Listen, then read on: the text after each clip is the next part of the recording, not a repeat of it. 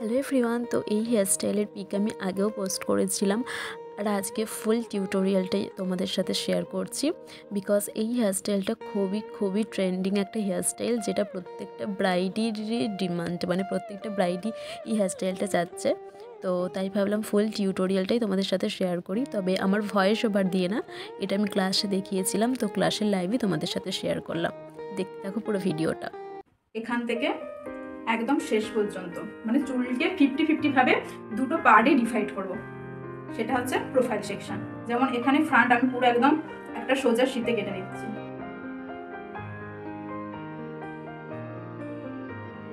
আচ্ছা, আর air two air section. আচ্ছা, তো এটাই হচ্ছে প্রোফাইল সেকশন। ফ্রন্টে হচ্ছে যে শীতে থেকে লাস্ট, আর এখানে এয়ার টু এয়ার সেকশন। ঠিক আছে, এটাকে প্রোফাইল সেকশন বলে। এবার প্রোফাইল সেকশনটাকে নিয়েই আমরা হরিজন্টাল সেকশন হিসেবে ক্রপ করে আমরা হচ্ছে ক্রিম্পিং করব। এই যে নিলাম পুরো সোজা করে সেকশন, হরিজন্টাল সেকশন নিয়ে আমরা ক্রিম করব। এভাবে মেশিনটাকে ধরলে ফার্স্ট এখানে ফু দেবে, ফু দিয়ে ক্রিম্পিংটা করবে। আর ক্রিম্পিংটা এতটাই ইম্পর্টেন্ট, ক্রিম্পিং ভালো না হলে কিন্তু হেয়ারস্টাইল ভালো হবে না।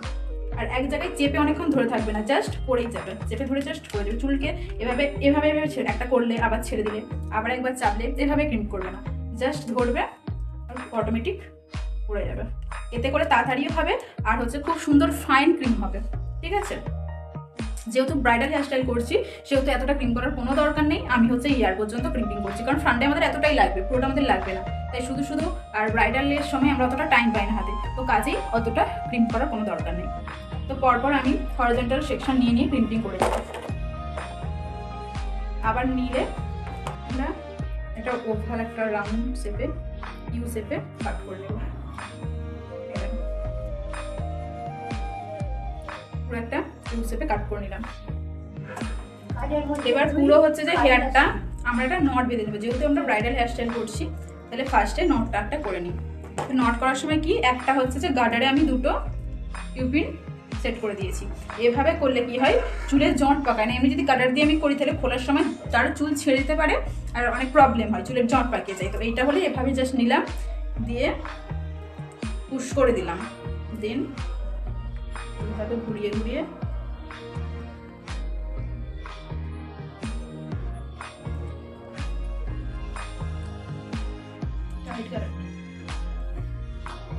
এইভাবে ঘুরিয়ে আবার এই দিকে যা একই জায়গাতে আবার পুশ করে দিলাম। ইজিলি হয়ে গেল। আবার যখন খুলবো, ক্লিপটাকে খুললে আমাদের অটোমেটিক এমনি খোলা হয়ে যাবে। ঠিক আছে,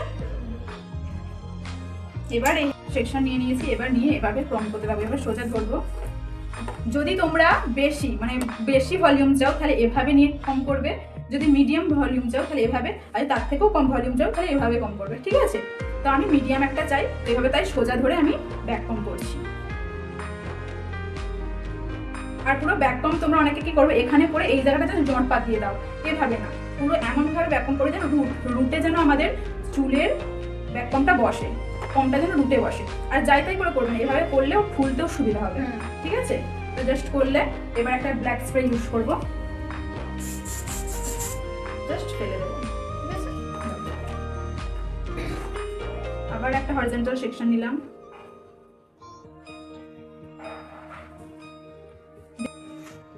প্রথমে একটা ক্লিন করে আঁচড়ে নিলাম। এবার হচ্ছে যে কম করবো। এবার অনেকের কি হয়, অনেক পাতলা হেয়ার হয়, অনেকের এখন হেয়ারের অনেক প্রবলেম হয়, তো এই হেয়ারটা অনেক পাতলা হয়ে যায়, যার জন্য কম হয় না, ব্যাক কম হয় না।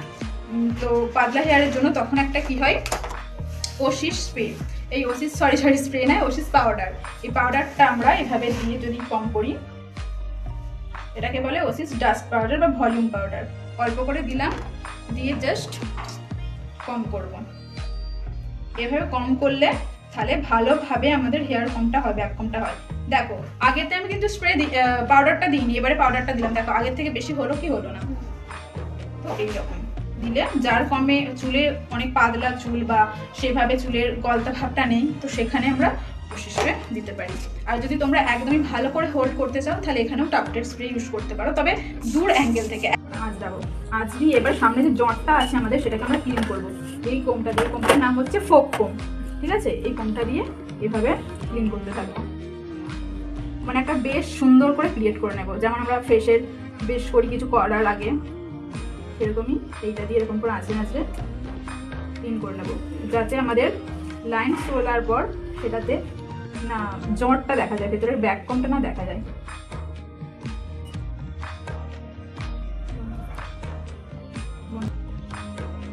এবার আস্তে আস্তে আঙুল দিয়ে একটু একটু করে লাইনটা ক্লিয়ার করবে, একটু তুলে লাইনটাকে ক্লিন করবে।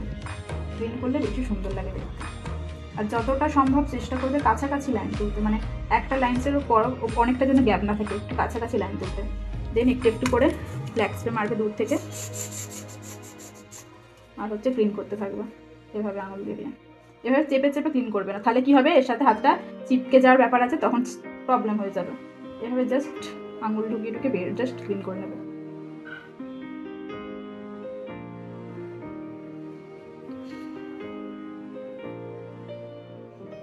এবার এটা যখন রাখতে চাইবে তখন হার্ড স্প্রে দিয়ে একদম লাস্ট বার ক্লিন করে একদম সেট করে দেবে হেয়ারটাকে।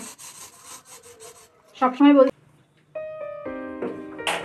এটাকে সেট করে দেওয়া আর কি,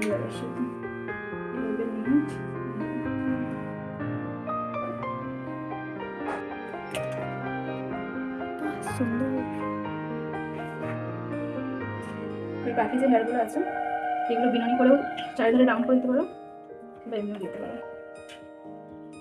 এমনি দিলেও ভালো লাগছে। এই মাথাটা একটু সোজা করে তোকে মাখা হয়ে গেল।